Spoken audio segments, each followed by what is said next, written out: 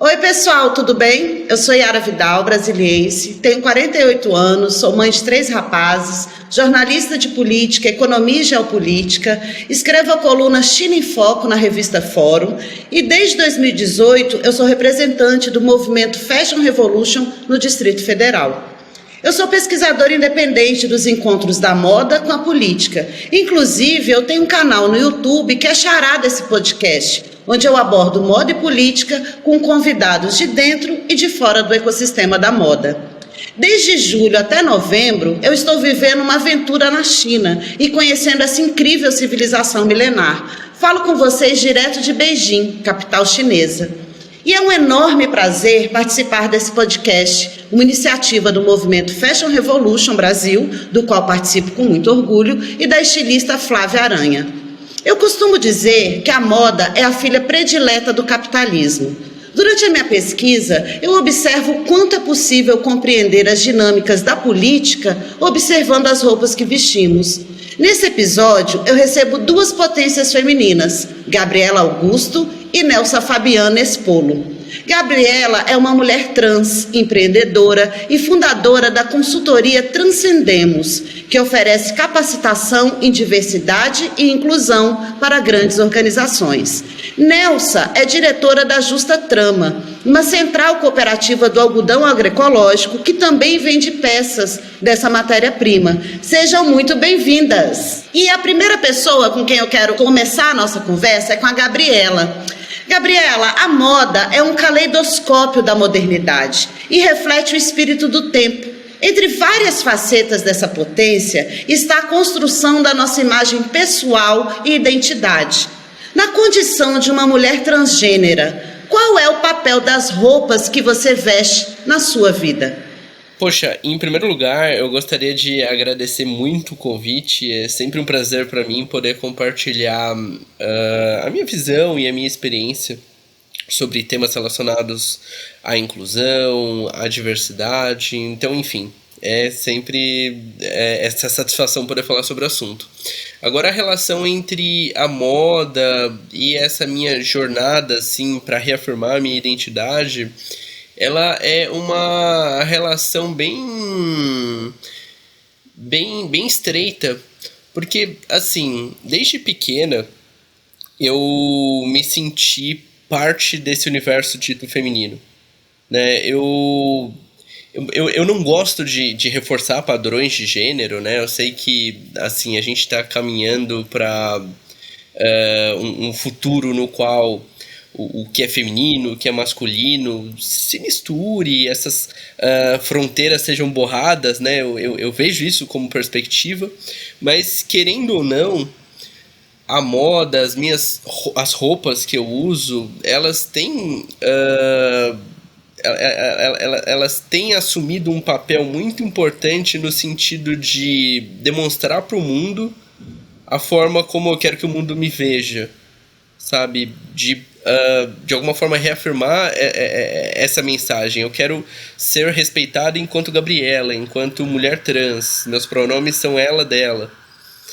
Eu sei que, às vezes, não sei, talvez por conta da minha voz, talvez por conta de outros signos, né, outros símbolos, as pessoas às vezes acabam errando o meu pronome, às vezes acabam, por um problema de não aceitação mesmo, um problema de intolerância, acabam não respeitando a minha identidade de gênero.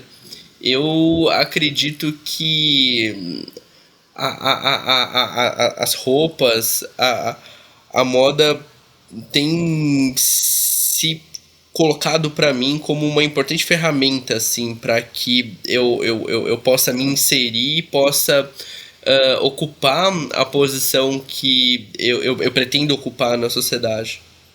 Muito bom. E fala um pouco, Gabriela, conta pra gente como é o trabalho da organização que você fundou, né? A Transcendemos. Como o que essas empresas, essas organizações buscam quando elas querem aprender sobre diversidade e inclusão? Legal. A Transcendemos é uma empresa de consultoria em diversidade e inclusão. E eu fundei ela muito por conta de uma dor pessoal e de uma dor que eu vi na sociedade em si.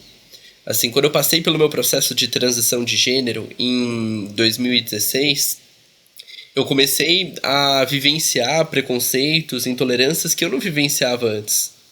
Eu tinha medo, por exemplo, de mandar meu currículo para uma empresa com meu nome social e não ser bem recebida naquele lugar. As pessoas verem meu nome social, meu nome de registro e acharem aquilo um problema. Eu também comecei a perceber outras colegas trans, outras colegas negras, vivenciando o racismo nosso de cada dia, infelizmente. Pessoas com deficiência também se deparando com falta de acessibilidade, intolerância, preconceito também de maneira geral. E eu pensei, poxa, o que eu posso fazer para que essas desigualdades sejam revertidas? Para que a gente tenha um futuro no qual as pessoas tenham, de fato, igualdade de direitos e de acesso a esses direitos, né? De usufruto desses direitos. E aí eu pensei, poxa, considerando as ferramentas que eu tenho no meu entorno, eu talvez deva fundar a Transcendemos. A Transcendemos como uma empresa que pretende ajudar outras empresas a reverter essa desigualdade, a implementar políticas de inclusão, a implementar políticas de diversidade. Então, em 2017 eu fundei a Transcendemos. Foi um trabalho bem gradual, sabe? Foi, assim, bem aos pouquinhos. Eu estava sozinha, não tive apoio, assim, não tive um investidor, não tive um grande capital ali no início. Mas eu fui conquistando organizações, inicialmente por meio de palestras. Empresas começaram a me chamar para treinamentos, para jornadas de aprendizagem. Mas aí, na sequência, eu consegui contratar outras pessoas e a gente começou a ajudar essas organizações do ponto de vista estratégico, assim. Não só a implementar processo de aprendizagem sobre diversidade, então conscientizar as pessoas sobre racismo, conscientizar as pessoas sobre igualdade de gênero, a importância, né, de se olhar para a igualdade de gênero, combate à LGBTfobia, não só isso, mas também como mexer nas estruturas ali dessas organizações. Né? Como que a gente pode repensar, por exemplo, a questão do dress code. Né? A grande maioria dos nossos projetos parte de um diagnóstico. E assim, se eu fosse citar um exemplo, aliás, alguns exemplos, né? Em algumas das empresas que a gente atende, a gente tem visto como uma dor a questão do dress code e até mesmo do uniforme, assim. Eu me lembro de uma fábrica que eu atendi, e nessa fábrica a gente estava promovendo uma escuta das mulheres ali, as mulheres que estavam na produção. E uma questão que surgiu foi, poxa, o nosso uniforme, ele não é pensado para o nosso corpo. Ele não é pensado para o corpo das mulheres. Ele não leva em consideração eventuais curvas. Às vezes a gente tem que levar esse nosso uniforme para ser ajustado numa costureira. Às vezes ele fica transparente, às vezes isso tem implicações ergonômicas, assim. Isso surgiu como uma questão das mulheres naquela fábrica. E aí, num esforço de promover a igualdade de gênero, repensar uniforme, repensar dress code foi uma das ações que a gente sugeriu ali para aquela organização, para que se promovesse um espaço de trabalho mais inclusivo. Então, assim, só para fechar assim, essa pergunta, o nosso trabalho aqui na Transcendemos tem sido bastante holístico, sabe? Quando se pensa em inclusão, não se deve falar só de palestras. Se deve olhar para todas essas barreiras que surgem, que passam também por uniforme, né? Como chamavam lá nessa unidade, fardamento. Passam por todas essas discussões para que a gente possa promover, de fato, uma sociedade mais igualitária. Até porque, né, Gabi? Posso te chamar de Gabi? Melhor. Quando a gente precisa modificar um hábito, um jeito de olhar, a gente tem que dispor de múltiplas ferramentas. E é por isso que eu gosto de tratar a moda com política, porque a gente precisa ouvir o indivíduo, mas a gente precisa respeitar a coletividade, a gente precisa de políticas públicas, mas a gente precisa de uma nova cultura do cidadão, ou seja, a gente precisa de educação. Eu dei uma olhada nas suas redes, eu achei muito legal o tanto que porque você é didática, Gabi, falando de como abordar esse tema com crianças. Então, eu considero você uma profissional de vanguarda. E é sobre o vanguardismo que eu quero falar com a Nelsa. Que a Nelsa, ela dirige uma central de cooperativa de cultivo de algodão agroecológico. E, na minha visão, é uma iniciativa revolucionária em um setor produtivo como é o do agronegócio, né, que é marcado pelo uso excessivo de veneno e que prioriza latifundiários exportadores em detrimento de agricultores e agricultoras familiares. Então, Nelsa, conta pra gente como é ser vanguarda e persistir, mesmo diante de um governo que a gente vivencia hoje e que, oxalá, nos oriente e no dia 2 o povo brasileiro escolha, seja o fim desse pesadelo, que é inimigo da agroecologia. Compartilhe um pouco com a gente essa sua persistência e teimosia e navegar contra a maré. Então, eu quero muito agradecer o convite também de estar aqui, né? Agradecer a Flávia Aranha, a Letícia, e poder estar aqui com você, Yara e Gabriela, e a gente poder conversar um pouquinho sobre isso tudo. E eu concordo com você, Yara.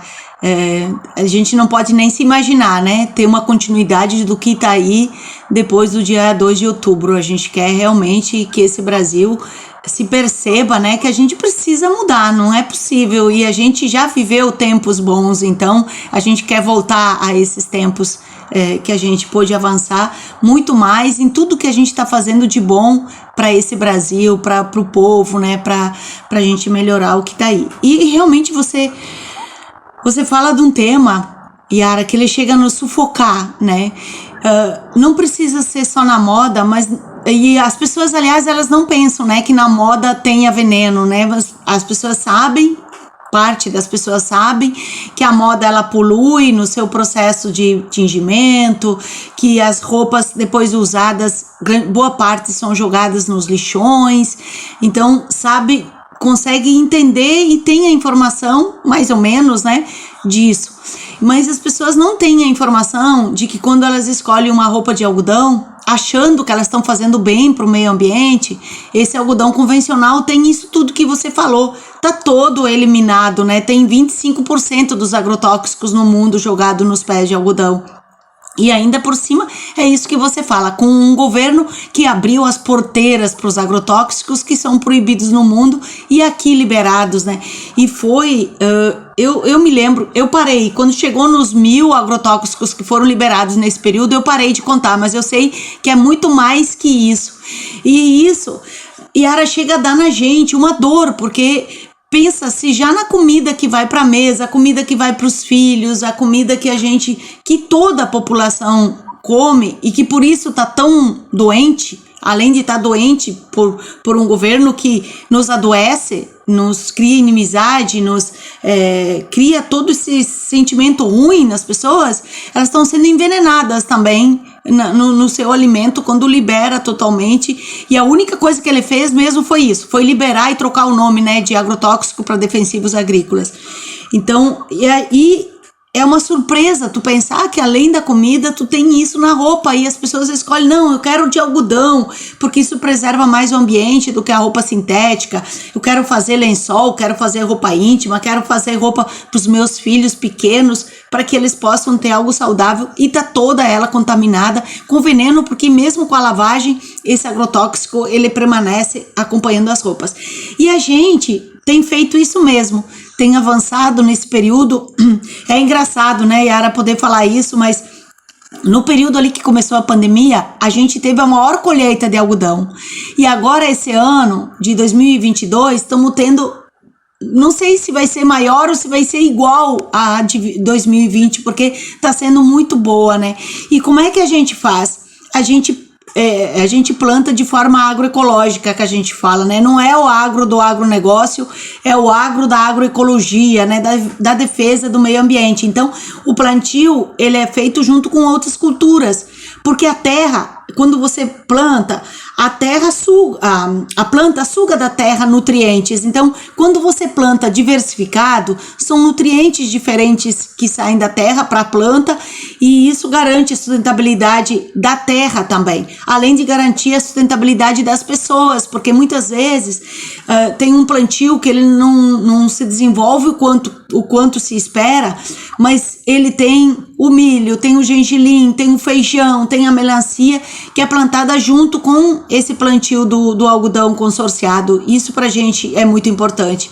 E além disso, a gente está preservando a água, porque 1 quilo de agrotóxico, ele contamina 1 bilhão de litros de água. Então imagina essa agrotóxico todo que é jogado na terra e com a chuva vai para os rios, vai contaminando a terra e vai contaminando a água também. Olha, é algo incabível, sabe, de alguém aceitar isso, de ficar indiferente a isso, sabe? Você está destruindo o nosso planeta, você está destruindo a vida das pessoas, você está destruindo a vida das águas, e isso precisava ser tratado mais, inclusive na campanha, sabe? Que é um tema que ele não vem à tona.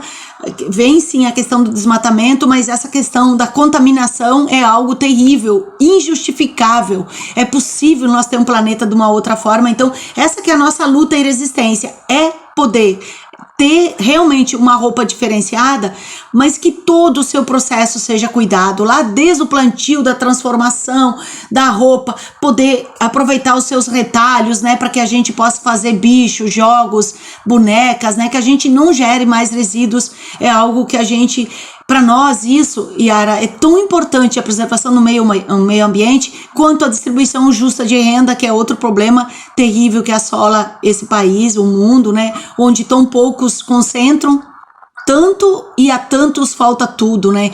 Então a gente também poder fazer uma formação de custos da roupa que a gente comercializa, que esses valores sejam divididos de forma justa. A Justa Trama remunera o melhor valor para os agricultores que fazem parte ali da DEC, agora entrando, né, o pessoal da Rede Chique Chique de Mossoró. Então a gente também busca isso, um valor justo para a costureira, um valor justo para todo o seu processo de produção. E me chama a atenção, sabe, Nelsa, porque nós sabemos que é possível fazer diferente. Só que para a gente ganhar escala, a gente precisa de políticas públicas. Por isso que a moda, ela prescinde tanto da política. Porque uma coisa que eu quero deixar claro para os nossos ouvintes é que a gente tem 3 categorias de algodão. A gente tem o algodão convencional, que é o recordista no uso de agrotóxicos, de veneno. Nós temos o algodão que chama-se sustentável, que de sustentável não tem nada. Ele tem, na verdade, um menor uso de quantidade de agrotóxicos. E temos o algodão agroecológico. Como a Nelsa está nos explicando, ele vai além do cultivo sem veneno. Ele não é só orgânico. Por quê? Porque ele também oferece segurança alimentar para quem compra. Ele também oferece diversificação na renda dessas agricultoras e desses agricultores. Porque o plantio ele é feito de forma consorciada, que não é apenas um olhar econômico, é um olhar ambiental também, porque uma cultura ajuda a eliminar a praga de outra. Então, o que a gente precisa é de escala. Recentemente foi falado muito aí no Brasil sobre o cultivo, a produção do arroz orgânico do Movimento Sem Terra. E é muito importante porque quando a gente vê as pessoas refutando esses números, elas dizem: mas isso não significa nada. Significa sim. Significa porque latifúndio, ele planta comida para bicho. Ele planta comida para exportação, ele planta commodity. Quem coloca comida na mesa do povo brasileiro é a agricultura familiar, é o pequeno agricultor. E esse agricultor, ele não tem a mesma quantidade de subsídios do Estado que tem o grande produtor. Então, isso a gente precisa sim trazer para o debate, porque isso impacta diretamente na moda. E agora eu quero fazer uma pergunta para a Gabriela. Gabriela, embora nós mulheres sejamos mais da metade da população brasileira, a nossa representatividade na política ainda está muito aquém do que realmente quem somos, né? Somos subrepresentadas nos espaços públicos. E no caso das mulheres transgêneras, essa presença é extremamente tímida e marcada pela violência política que funde dois horrores, que é a misoginia e a transfobia. Então, eu quero perguntar para você, Gabriela, qual a sua expectativa para o novo Congresso que será empossado em 2023? Porque, na sua opinião, nós precisamos de mais mulheres progressistas no parlamento, seja ela cisgênera, seja ela transgênera, mas não basta ser mulher. E precisa estar conectada com a pauta LGBTQIA+, com a pauta da agricultura agroecológica, dessa preservação ambiental. Então, eu, inclusive, gostaria que as duas comentassem sobre isso, a presença feminina nos espaços de poder. Passando a palavra agora para a Gabi. Bom, eu acho que essa é uma excelente questão. Eu fico feliz que a gente esteja falando sobre ela hoje. Na linha daquela máxima, né, nada sobre nós sem nós, eu acredito que nós mulheres, né, devemos estar representadas nesses espaços de destaque, espaços de poder, tanto na esfera pública quanto na esfera privada. Porque, infelizmente, ainda vemos um abismo, assim, né, no que diz respeito à presença feminina em posições de liderança. Nas empresas que eu analiso, assim, empresas que eu atendo por meio da Transcendemos, a gente ainda tem muita dificuldade, assim, de alavancar essa diversidade feminina em cargos de diretoria, em posições de conselho. Por exemplo, a Bolsa de Valores aqui no Brasil está levando à discussão uma nova regra que faz com que as empresas aqui no Brasil listadas no Ibovespa tenham que ter um mínimo de mulheres na posição de conselho de administração dessas empresas, sabe? Diversidade enquanto regra, essa representatividade, se ela não ocorre de maneira espontânea, ela deve ser forçada de alguma maneira. Isso na esfera privada. Mas agora na esfera pública, eu penso que sim, a gente precisa de mulheres, mais mulheres nos representando na política, mas aí há 2 pontos de atenção, né? Quando a gente fala de mulheres, a gente precisa entender que a gente não está se referindo a um grupo homogêneo. São várias as mulheres. As mulheres negras, as mulheres indígenas, as mulheres trans, mulheres de variadas classes sociais,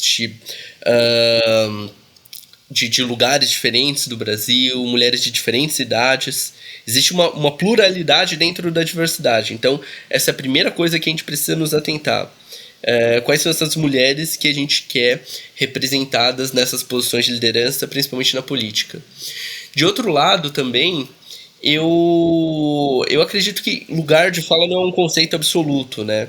Assim, quando a gente fala de representatividade feminina nesses espaços, eu penso que a gente precisa olhar para essas mulheres que estão defendendo as nossas pautas mesmo, né? Porque, infelizmente, a gente ainda vê, assim...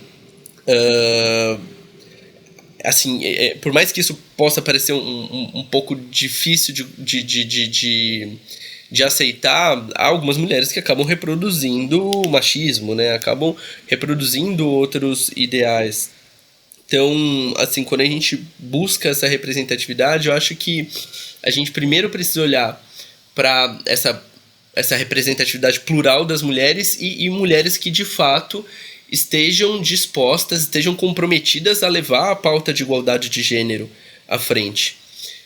Na medida em que a gente tem esses 2 pontos de atenção muito bem destacados aqui na nossa jornada, eu acho que cabe uma última reflexão também.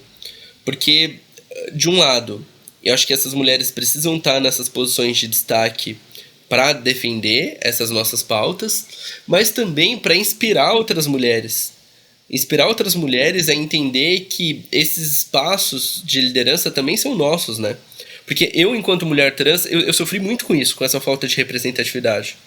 Quando eu olhava para uma posição de destaque na sociedade, seja na esfera política ou até no mundo corporativo, numa grande empresa, eu não me via lá.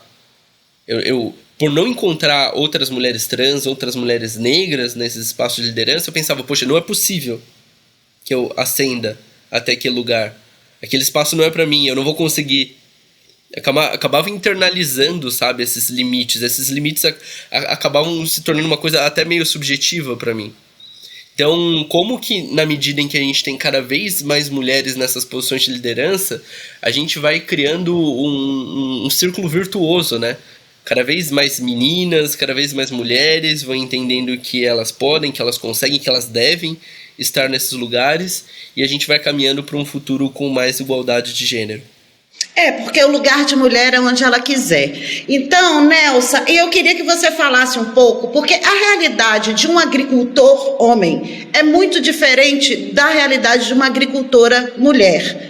Até porque a gente tem uma divisão social do trabalho, não só entre os países do mundo, mas também a partir do patriarcado capitalista. É da mulher aquele trabalho que não é remunerado, o trabalho do cuidado com a casa, o trabalho do cuidado com os filhos, o cuidado o dia a dia doméstico. Então o fato é que a gente foi para o mercado de trabalho e nunca saímos da vida doméstica. E aí eu queria que você compartilhasse um pouco, Nelsa, como é a realidade dessas agricultoras e desses agricultores com os quais você lida aí na Justa Trama.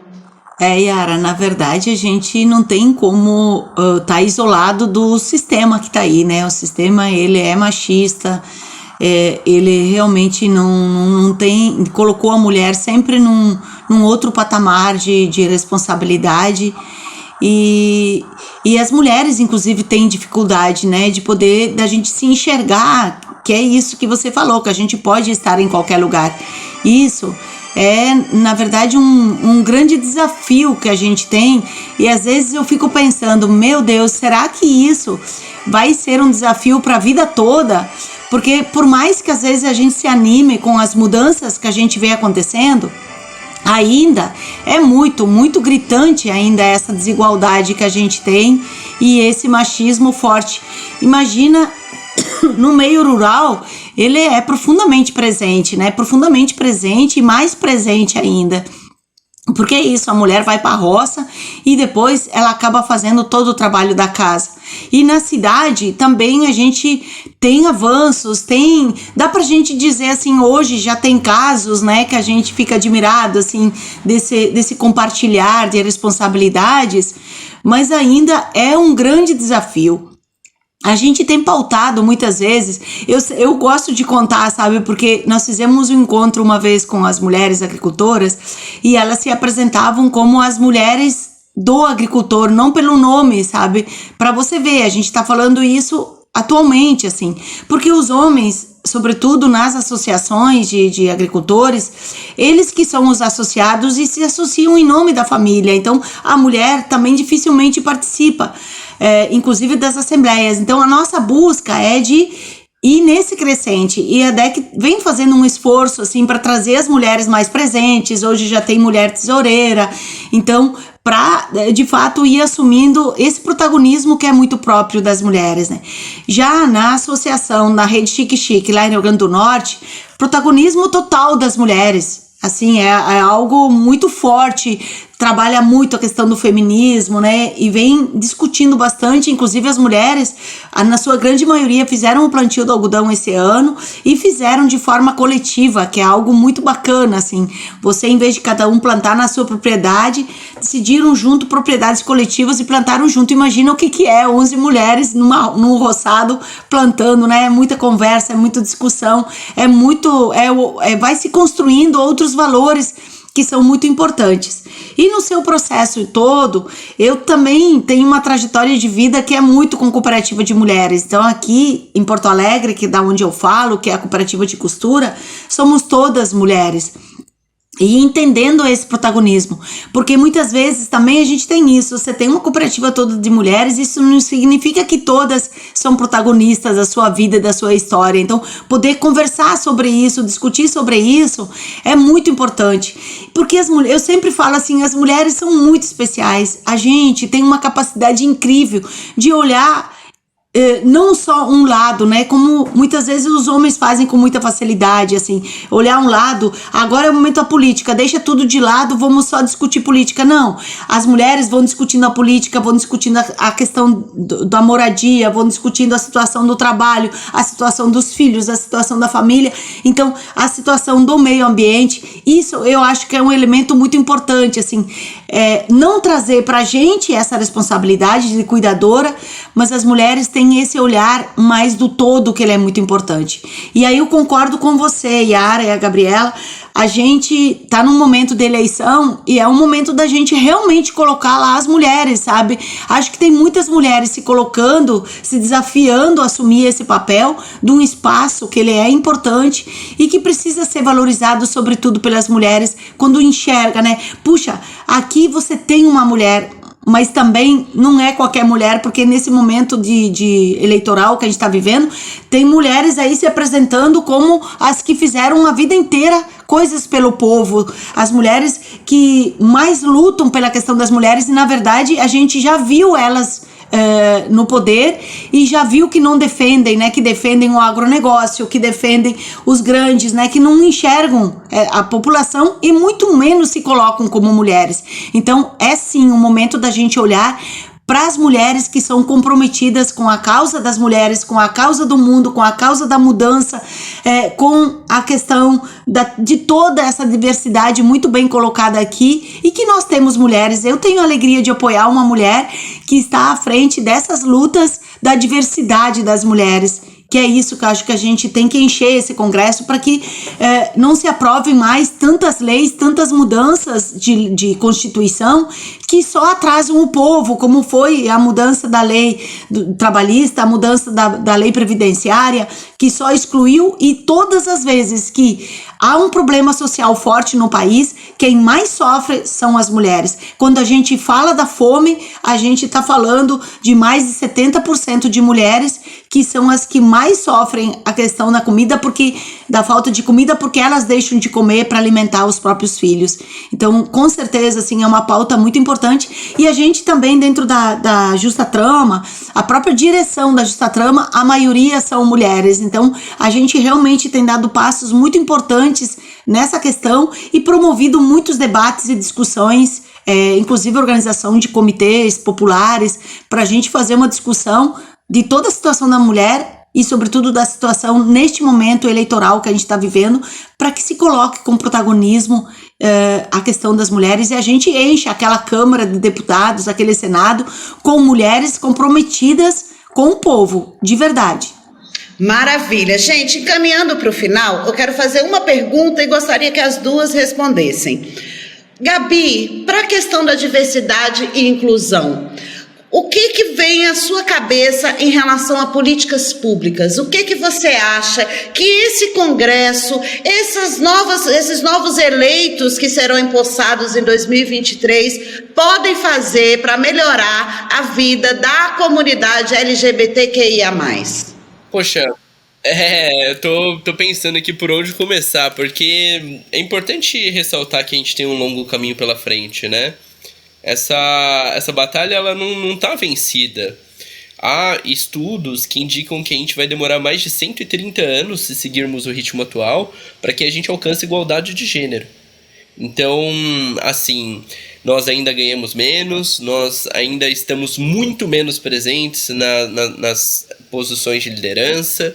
Nós, quando estamos presentes nesses espaços, acabamos sofrendo com machismo, acabamos sofrendo com uma série de intolerâncias. É um desafio também com relação à cultura, né? Então, de um lado, a gente precisa reconhecer que há um longo caminho pela frente, a gente precisa arregaçar as mangas. E aí, no que diz respeito a arregaçar as mangas, eu penso que é necessário um comprometimento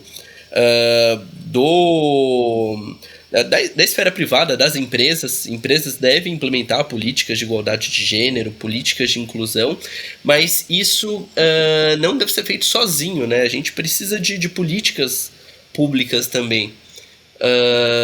Talvez no sentido de fornecer acesso, né? Principalmente mulheres negras, mulheres indígenas, para que a gente tenha, por exemplo, um acesso igualitário à educação, né? E uma educação que seja de fato emancipadora, que de fato traga esses valores de igualdade e também, assim, ajude a gente a de fato reverter essas desigualdades. Eu acredito que educação é uma grande aliada no combate ao preconceito e no combate à intolerância. Então, se eu pudesse mencionar políticas públicas, eu começaria por educação, mas eu queria ouvir também Nelsa nesse sentido. Eu queria que a Nelsa comentasse especificamente as políticas públicas, Nelsa, que você aguarda, que você espera nessa próxima legislatura do Executivo e do Parlamento para melhorar a vida da agricultora. Eu uso os dois porque são realidades totalmente diferentes, a agricultora e o agricultor. Então, o que você espera? Yara, são tantas coisas, né? Tantas coisas que a gente espera, ainda mais que a gente estava avançando, né? E estava percebendo um monte de coisas que a gente precisava, e aí agora com o recuo que a gente não sabe mais nem o que a gente tem, né? De política pública, assim. Primeira coisa que eu espero é que se volte atrás dessa reforma previdenciária que foi feita, que exclui as pessoas de terem um acesso à aposentadoria e a todas, sabe? As mulheres da cidade, as mulheres do campo, porque ele foi jogando para frente, e a gente não vai conseguir chegar lá. E as pessoas sofrem com isso, com essa insegurança também de futuro.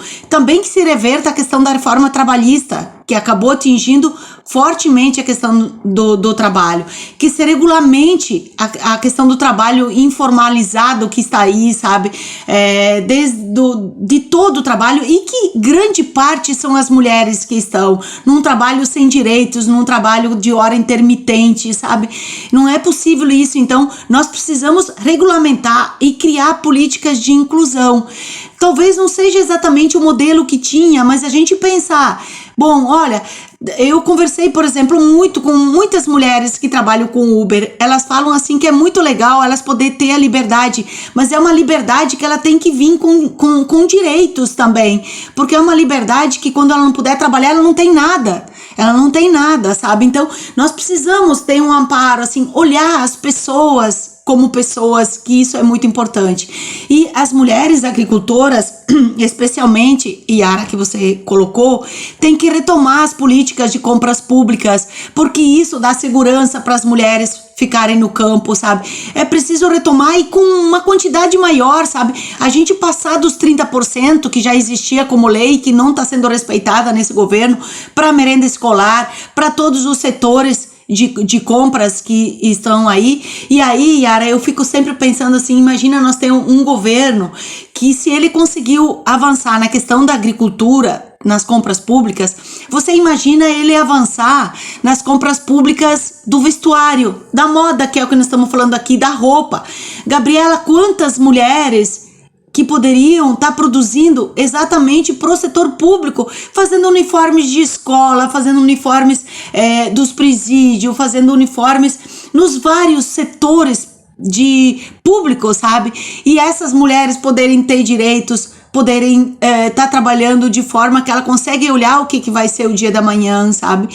Poder ter uma produção garantida, poder a gente não fortalecer, e quando a gente fala de concentração de renda, é exatamente poder mexer nisso, sabe?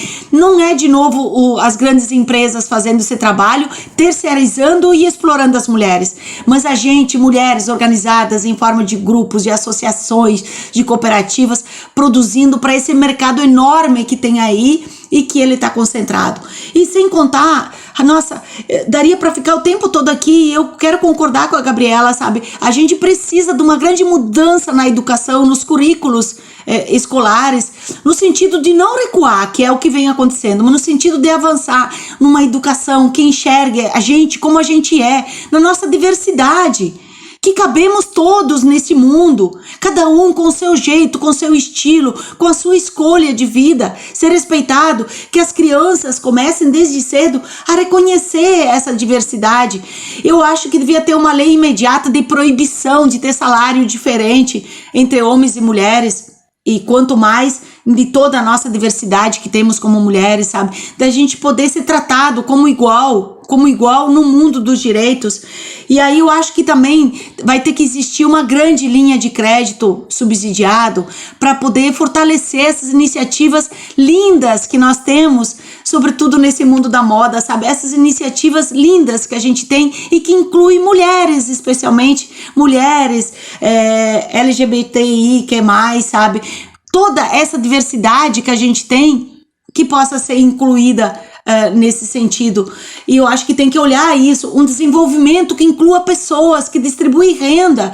E a gente se realiza muito nesse mundo do trabalho. Eu sei, Yara, que você tá ali, você tá na China, olhando um outro lado, né, desse mundo que também tem um processo todo de inclusão pelo mundo do trabalho, mas a gente fala aqui, quando a gente fala aqui do trabalho, não é simplesmente aquele trabalho que você chega no fim do mês e tem a renda para sua família, é um trabalho que te realiza também como pessoa.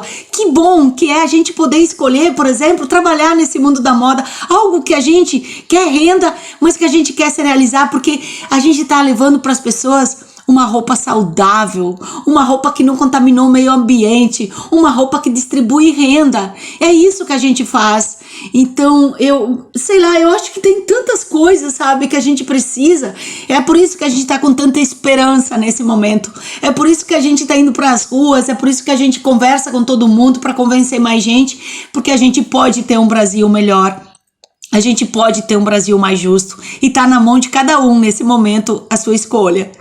Na ponta dos nossos dedos, na ponta dos nossos dedos. E eu quero só fazer finalizar, antes de fazer a última pergunta para vocês, porque o nosso atual ocupante do Palácio do Planalto disse aquele pesadelo que é a live semanal dele, que notícia boa para a mulher é beijinho, rosa, presente e férias. Olha, a gente quer tudo isso, só que a gente também quer dignidade no trabalho, a gente quer respeito nas ruas, a gente quer que a nossa identidade de gênero seja respeitada. A gente não precisa nem que vocês entendam ou compreendam. Se respeitar já está mais do que bom, porque não é dar conta de seu ninguém. Mas respeitar sim, porque somos todas cidadãs e queremos muito mais do que notícias boas, presentes. A gente também quer isso, tá? Mas é muito mais, porque nós somos politizadas. E para finalizar, meninas, eu queria que cada uma de vocês, desse uma dica de quem seguir nas redes sociais. Por mim, eu ficaria horas aqui com vocês, porque eu acho que tem muita coisa para falar sobre os uniformes, que isso é uma batalha minha, tá, Neuza? Que eu acho que a gente tem que valorizar a economia local, o pequeno produtor. A gente não tem que parar de colocar plástico nas nossas crianças. Enfim, a gente rende um outro episódio, tá? Mas, infelizmente, a gente tem tempo, a gente até estourou o tempo aqui. Aí eu queria que a Gabi desse uma dica de quem seguir nas redes sociais, além dela própria, recomendo que todos sigam, que é muito bacana o trabalho da Gabi, e também sigam a Neuza, tá? Aí me diz aí, Gabi, qual é a sua dica de quem seguir nas redes? Maravilha, eu reitero aqui o convite, quem quiser me seguir pode me procurar por @gabriela.aug, Gabriela Augusto, tanto no Instagram como também no TikTok. Lá no LinkedIn estou como Gabriela Augusto também. Mas agora, se eu fosse passar uma dica sobre outras pessoas, a primeira dica seria seguir o coletivo As Avessas. No Instagram é @as_avessas. É um coletivo de estudos de moda, gênero, sexualidade e decolonialidades. São várias manas bem incríveis, assim, que estão por trás dessa página. Então, a Jamile Souza, a Natália Rosa, assim, acho que é muito pertinente aqui a nossa discussão de hoje. É a primeira dica que eu dou. A segunda dica é seguir a Ana Beraldo. Ana Beraldo é uma consultora de moda que traz ali em seus conteúdos muito desses princípios de igualdade de gênero, consciência ambiental. Então, quem quiser seguir, é só buscar por @AnaBeraldo. Essas são as dicas que eu passaria aqui. Maravilha! E você, Nelsa? Yara, então eu não sou uma grande experta nesse tema das redes sociais, mas eu convido a que o pessoal possa entrar no nosso site. Lá vai encontrar muito da nossa história, vai encontrar nossos livros e vai encontrar nossa roupa também, e que tenta expressar isso tudo que a gente conversou aqui hoje. Então é justatrama.com.br. E também a gente tem página no Facebook, no Instagram, então pode encontrar a gente aí, a gente fica muito feliz, muitas parcerias que podem ser construídas também. A gente tem uma aproximação muito grande com a Flávia Aranha, então inclusive as embalagens a gente faz aqui, né? Em Porto Alegre, então a gente tem uma identidade muito grande, assim. Ela já veio aqui algumas vezes e eu acho ela muito especial, assim, ainda com essa iniciativa de hoje também. E eu acho que é isso que é legal a gente procurar nas redes sempre. Quando você for comprar uma roupa, tenta pensar um pouquinho da onde que ela vem, quem é que tá fazendo, sabe? Tenta se informar, eu acho que isso é muito legal, sabe? Se pergunte, será que de fato eles usaram um tecido sustentável, um tecido que tá cuidando do meio ambiente?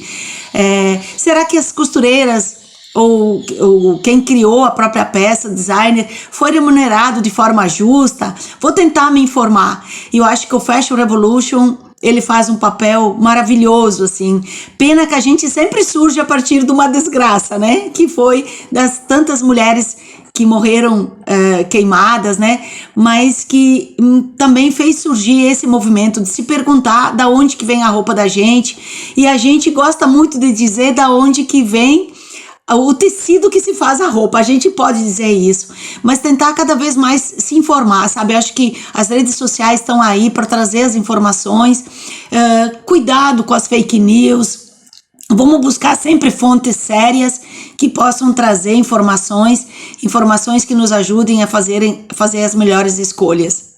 Maravilha, queridas. Olha, foi um grande prazer. Eu convido, inclusive, os nossos ouvintes a conhecer os meus canais. Eu estou no Instagram e de lá você consegue me achar em outras redes, @YaraVidal, tudo junto, Yara com I. E eu sou uma pesquisadora dos encontros da moda com a política, como eu falei antes, e represento o movimento Fashion Revolution em Brasília. Eu quero muito agradecer vocês duas pela disponibilidade, pela aula incrível. Seria capaz de ficar horas aqui com vocês duas potências femininas. Muito obrigada por aceitar o convite do Fashion Revolution e da Flávia Aranha. E obrigada também a você que está nos ouvindo. Nos sigam nas redes, sigam o Fashion Revolution e vamos revolucionar a moda. E essa revolução pode começar agora no dia 2 de outubro. Informe-se, saiba quem é que você está escolhendo para representar a nossa causa no parlamento e na esplanada dos ministérios. Eu estarei lá em Brasília para receber esse povo todinho de novo, viu, gente? Então escolhe direito. Muito obrigada e até a próxima, pessoal. Tchau, tchau.